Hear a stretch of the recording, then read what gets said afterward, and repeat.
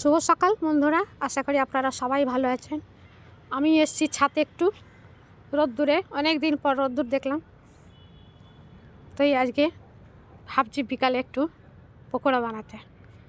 আজ বানালাম পকোড়া, আলুর পকোড়া, কিন্তু একেবারেই ভিন্ন ধরনের। আলুগুলোকে অন্যরকম করে কেটেছি। দেখুন, আলু ভাজার জন্য করে কাটি আমরা ভাগ করে, সেমনি করে আলুগুলো একটু ভাপিয়ে নিয়েছি। তার আগে একটু মোটা মোটাই কেটেছি।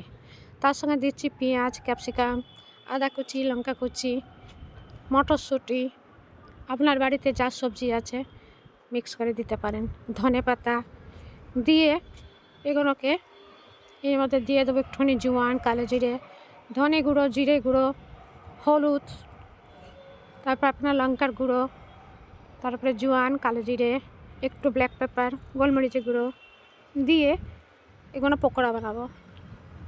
আর এই ছাদে বসে খাবো। অ্যাকচুয়ালি ছাদে এসেছি খাওয়ারই জন্যে। এক থার্মাস চা আর পকোড়া বানিয়ে নিয়ে এসেছি ছাদে,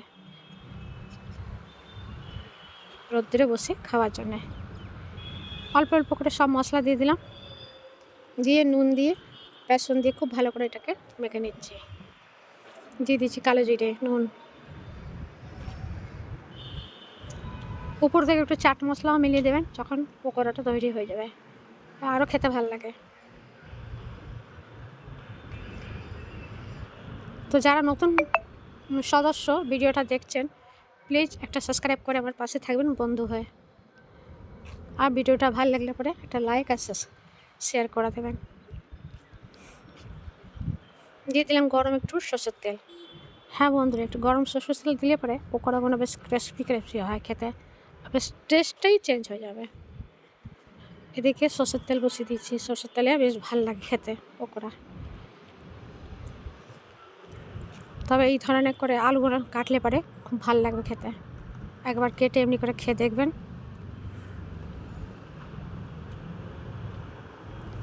হালকা জলে ছেটে দিচ্ছি, অতটা তো সবজিতে জল নেই, তাই জন্যে।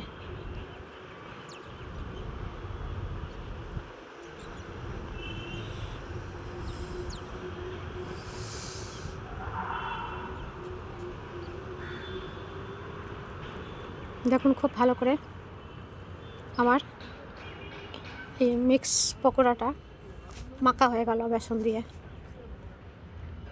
এবার ভাজবার পালা। মিডিয়াম আঁচেতে এগুলো সবগুলোকে ভাজতে হবে।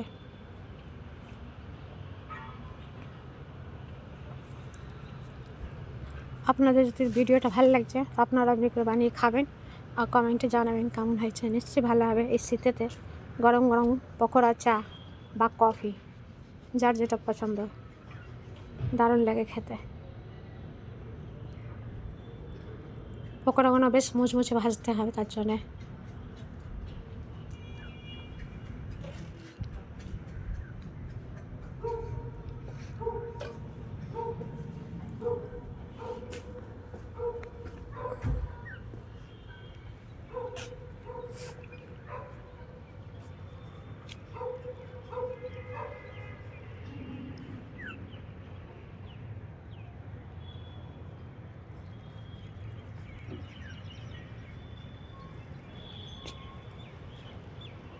দেখুন, উল্টে পাল্টে আমি এই আলুর পকোড়াগুলোকে ভেজে নিলাম। এক খেপ আমার পকোড়া তৈরি হয়ে গেল।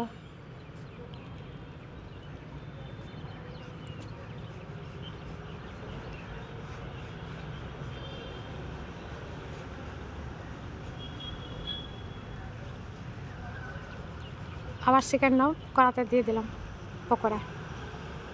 এবার এটাকেও আস্তে আঁচ করে মিডিয়াম আঁচেতে উল্টে পাল্টে লাল লাল করে ভেজে নিচ্ছি।